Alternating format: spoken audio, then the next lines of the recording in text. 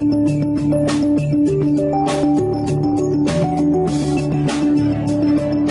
Mary Helen Hensley, and I'm delighted to have you with me. Today I'm going to address a question that I get asked a lot because I would speak with the dead quite often in my healing sessions, and people want to know what that's like. Are they standing in front of me? Can you actually see the figure? Is it a voice in your head? And the answer to that is yes, yes, and yes.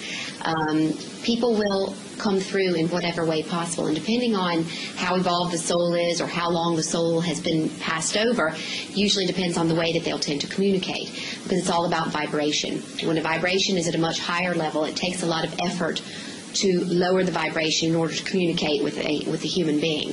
And so when a soul is in spirit, if they have just recently passed over, very often you'll get help or assistance from somebody else connected with that soul, because they're unable to manage lowering the vibration just after passing.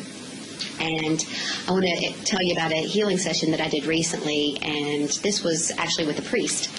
And this priest was a lovely fellow, and I know we've heard a lot of scandal about priests lately, but this guy does not fall into that category. Just a super fellow, bang on, has dedicated his life to helping people, extraordinarily open-minded. Obviously, he was in with a metaphysical healer, so we know he's open-minded. And he had come in with an issue regarding his leg and a pain that he had in his leg. And in his keen awareness of himself, he recognized that this wasn't a physical problem. He knew that it was an emotional aspect. And he also was switched on enough to know that it really wasn't his stuff. He came to me to find out what in the world was going on with him. And so, boy, did my eyes get opened. I had a very interesting encounter that day. And as I started working on him, I was standing at his feet. And next thing, I became aware of 3 presences on his left, which were not members of his family. When family members that had passed on, these would have been guides or spirit guardians that were there to help him. Next, on the other side of the table, his mother and father, who were both in spirit, and a dead sister appeared on the other side. And it was quite extraordinary, because usually when I'm doing a session with someone, if there's some relevant information, someone in spirit will come through and they'll either speak to me in an audible voice that I can hear, or they'll be standing in front of me and I can see them and communicate with them, giving the information to help that person on their journey. This, I got surrounded by the whole family posse. It was incredible. And all of a sudden, the energy in the room seemed to change. It was like the room began to vibrate. There was just an electric energy in the room. And it turns out that because this priest had chosen the life that he had led, and with that came a life of celibacy, he had not been forced into the priesthood. It wasn't one of those things where he was the second son and had to go off and become a priest. He really genuinely wanted to do this with his life. He was dedicated to this. So the issue of celibacy was not an issue for him. I've often worked with people who are in the clergy where that has been an issue, and guess where they tend to manifest disease most often? In that second chakra or in the sexual organs.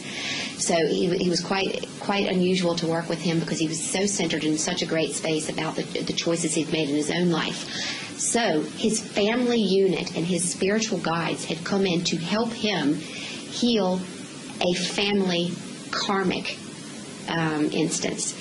Now, karma is a term that people tend to use, and they think of karma, we pay back karma for something bad we did in a past life. That has never been my experience. Karma to me is all about balancing.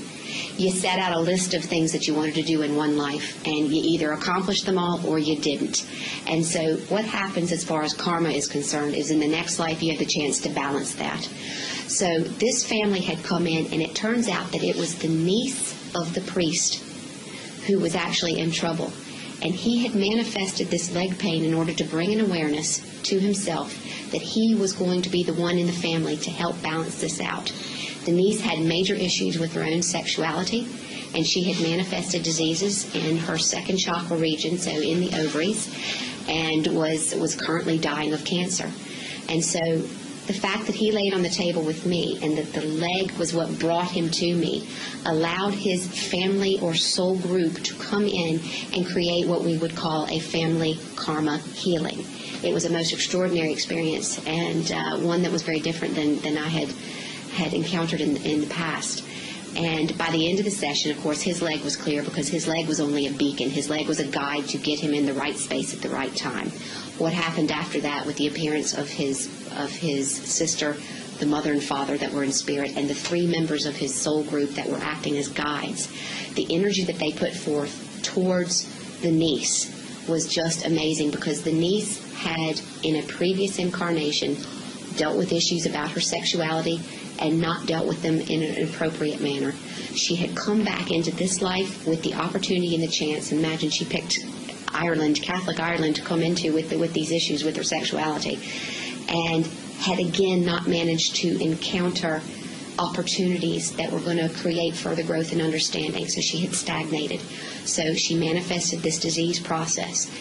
The priest, being someone who could relate to this because he had chosen a life of celibacy, he had chosen issues dealing with sexuality, and had managed to do this successfully, meant that he was able to conduct and facilitate this karmic healing with the family and with my help. And it was absolutely a most extraordinary experience. And I look forward to sharing more of those experiences with you in the near future. Thank you.